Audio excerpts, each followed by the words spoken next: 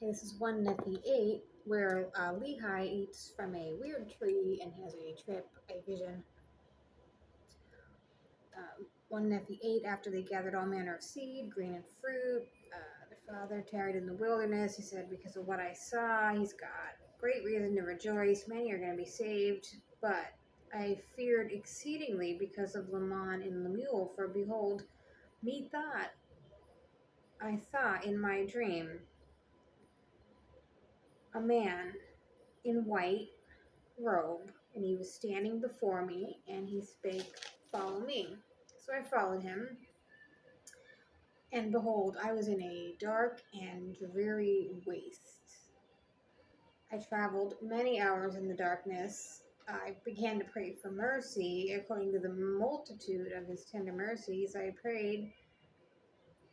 Then behold, a large and spacious field. It came to pass, I beheld a tree whose fruit desirable to make one happy.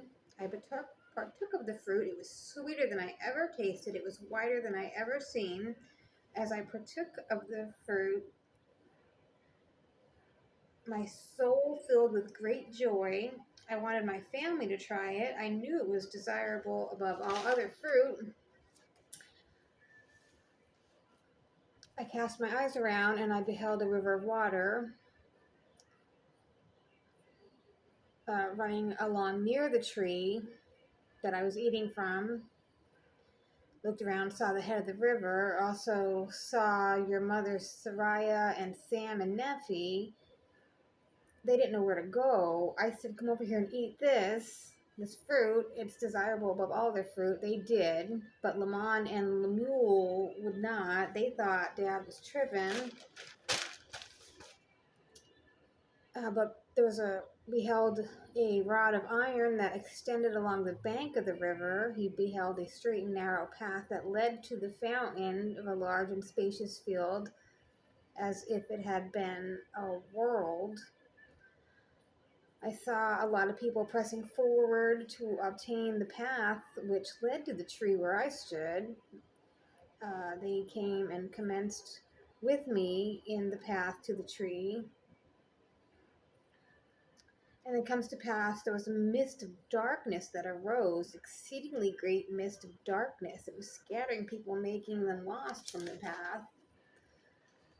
Others came and caught hold of the end of the rod, and they pressed forward through the dark mist, clinging to the rod of iron until they got to partake of the tree.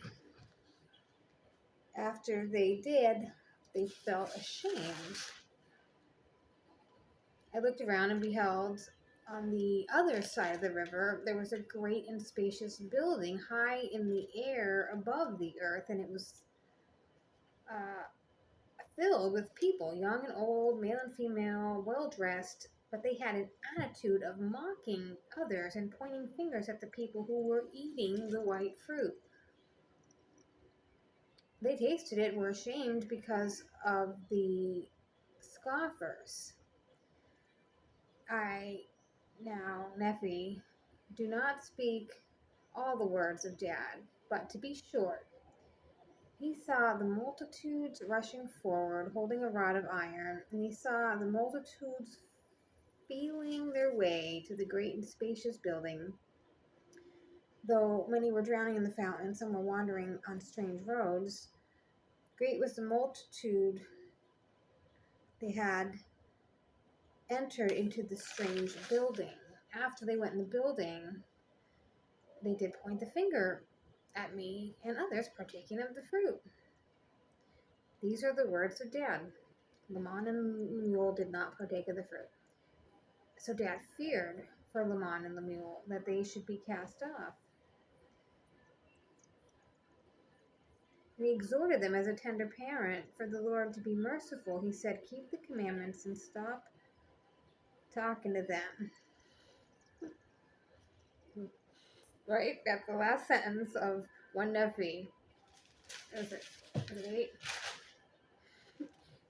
There's two, some of his family ate of the fruit, some of it didn't, and the last commandment was keep the commandment and stop talking to them who didn't eat that fruit, I guess.